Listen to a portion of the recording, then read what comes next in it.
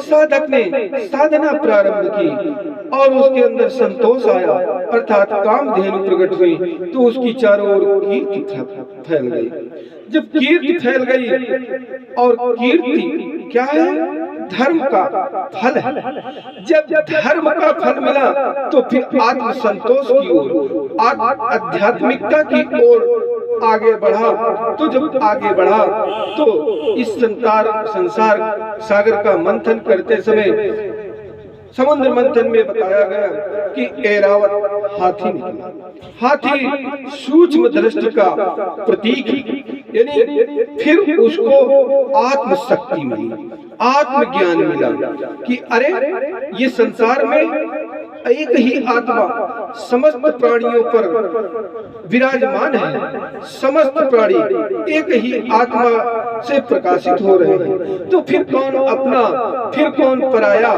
इस प्रकार का भाव जब व्यक्ति के मन में आया तो उसको समुद्र मंथन से कौस्तभ मणि प्रकट हुई। कौस्तभ मणि की फिर कल्प वृक्ष भी संतोष का प्रतीक है। फिर अप्सराएं प्रकट हुई, फिर लक्ष्मी देवी प्रकट हुई, यानी जब हमें संसार का विष सहन करने की शक्ति आ जाएगी, संतोष मिल जाएगा और कीर्ति मिलेगी, लेकिन हम कीर्ति के पीछे पीछे भागे भागे नहीं फिरेंगे, तब हमें आत्मदृष्टि प्राप्त होगी। आत्मदृष्टि के बाद फिर संतोष, परम संतोष की प्राप्ति होगी और उसके बाद लक्ष्मी की प्राप्ति होगी। लक्ष्मी धन दौलत संसार के सभी प्राणियों को नहीं मिलता है, और मिल भी जाता है तो सभी के पास स्थायी नहीं रहता है, क्योंकि लक्ष्मी अति चंचल। लक्ष्मी जी का स्वभाव आप लोगों ने देखा होगा कि उनका विराजमान रुकने का स्थान तो कमल बताया गया है, परंतु उनकी सवारी बताई गई है अति चंचल। लक्ष्मी जी गधे पर सवार होकर के चलती हैं और कमल पर विराजमान होती हैं। अर्थात कहने का मतलब ये है कि संसार के जो गधे के स्वरूप हैं, मूर्ख प्राणी हैं, जिनको धर्म और अध्यात्म नहीं छू गया है, वो उनको लक्ष्मी मिल तो जाती है लेकिन सवारी के रूप में मिलती है और चली जाती है। और संसार के प्राणी जो कमल स्वरूप हैं, जो इस संसार रूपी गंदगी में रह करके भी इस गंदगी से ऊपर है, इस माया मोह के चक्कर में नहीं पड़े हुए हैं, जिनके अंदर धर्म है, अध्यात्म है और लक्ष्मी का एक अंश धर्म के रूप में खर्चा कर रहे हैं, धन का लक्ष्मी जी का धर्म पूर्वक व्यय कर रहे हैं, उनके पास लक्ष्मी जी स्थायी रूप से निवास करती है। ऋषि मुनियों ने कहा, संतों ने कहा कि धन के भागी चार है और धर्म बैद न बचो, और जेठे के अपमान से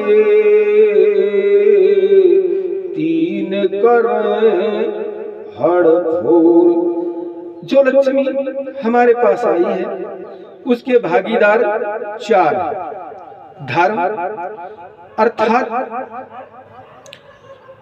हमारे पास जो लक्ष्मी आई है उसका हम धर्म कर्मों में व्यय करें। कुछ अपने बच्चों के पालन पोषण के लिए, स्त्री के पालन पोषण के लिए, माता पिता के पालन पोषण के लिए, और जो उससे धन बढ़े वो संसार के प्राणियों के कल्याणार्थ कुआं, बावली, प्याऊ इत्यादि लगवाने, गरीब अनाथ कन्याओं की शादी, निर्धन छात्रों को पुस्तकें और विद्यालयों की फीस इत्यादि जब हम अपने धन का धर्म पूर्वक व्यय करेंगे तभी लक्ष्मी जी स्थायी रहेंगी और तीन को आने की आवश्यकता नहीं पड़ेगी।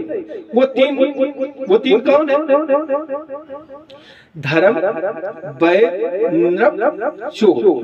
तो जब हम अपने धन का धर्म पूर्वक व्यय करेंगे तो वैद, नृप और चोर को आने की जरूरत ही नहीं रह जाएगी। भाई जब आवश्यकता से ज्यादा धन होगा तो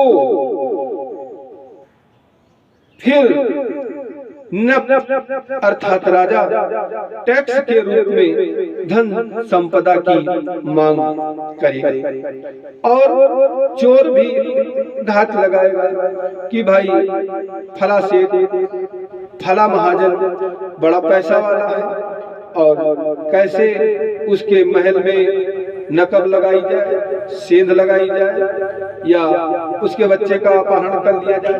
तमाम प्रकार की बातें समाज के अराजक तत्वों का विचार करेंगे और जब हम आई हुई लक्ष्मी का धर्म पूर्वक व्यय कर देंगे तो अधिक संपदा न होने के कारण संसार के अराजक तत्व और नृप भी हमारी तरफ दृष्टि नहीं डालेगा। अब धन जब मनुष्य के पास आ जाता है, लक्ष्मी जी आ जाती हैं, तो तमाम प्रकार की विलासिता और तमाम प्रकार के भोगों की तरफ उसका मन आकर्षित होता है। तमाम प्रकार की विलासिता की वस्तुएं इकट्ठा करता है और विलासिता की वस्तुओं के फलस्वरूप उसको नाना प्रकार के रोग ग्रसित कर लेते हैं। तो जब नाना प्रकार के रोग ग्रसित कर लेते हैं तो वैद्य जी आते हैं, फिर शल्य क्रिया द्वारा या अन्य विधियों से दवाई करते हैं और सारा धन समेट करके चले जाते हैं। तो लक्ष्मी जी गधे पर सवार होकर के चलती हैं, कमल पर विराजमान होती हैं। इसीलिए हमें धन का धर्म पूर्वक व्यय करना चाहिए। समुद्र मंथन की आगे कथा बढ़ती है और उसमें वर्णित है कि वरुण देवी प्रकट हुई। वरुण देवी अर्थात शराब। अब कुछ शराबी भाई कहते हैं कि शराब अगर पीने के लिए नहीं है तो बनाई क्यों गई? तो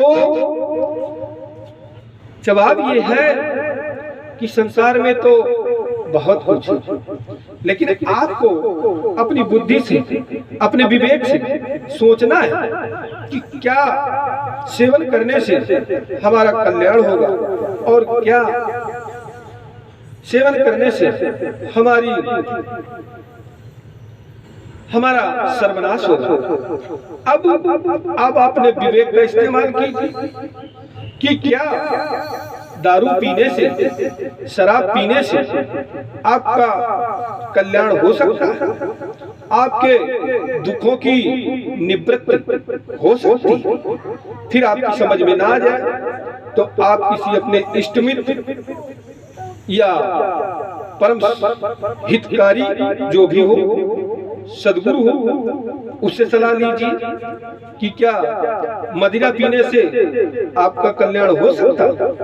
अरे भाई, अगर आपके दुखों की निवृत्ति मदिरा पीने से होती है तो मदिरा पीने में कोई बुराई नहीं, क्योंकि हमें अपना हित सोचना चाहिए।